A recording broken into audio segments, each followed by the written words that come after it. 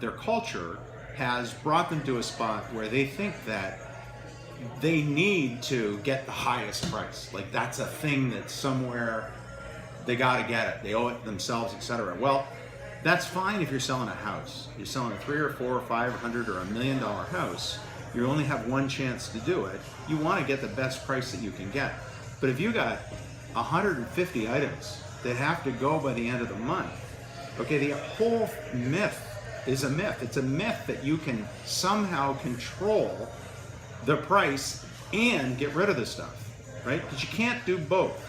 So you can sell it to a bulk buyer for peanuts.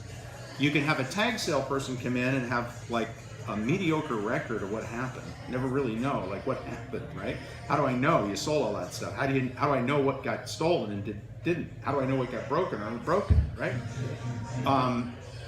And how do I know how well it was advertised, right? Where we can give them a process that's transparent, finite, competitive, clears it, right? Like we had a sale last week, 2 weeks ago, that had 516 lots, and I think 515 or 516 out of 516 sold, right? And it brought 35% more gross dollars than the seller was thinking he would get. He thought a couple of days before the auction, he was resolved to take half because he knew that the main goal was to get the stuff out.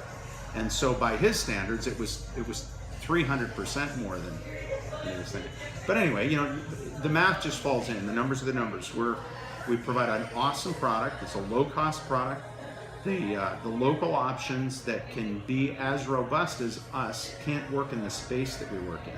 They can do the high-value sales, but they can't do the everyday average person stuff. So if you've got a seller who says, listen, I got $50,000 of this stuff and I got options, and I got 6 months. I can sell this at Sotheby's and I can sell that at Christie's and I can do this now. That's fine, knock yourself out. You know, we wish you the best, you're not our client, right? But if there's somebody who's trying to decide on whether to use a tag sale to sell their $5,000, $6,000, $7,000 of this stuff, or a bulk buyer, or donating it or whatever. I mean, those are all crazy options compared to what we can do.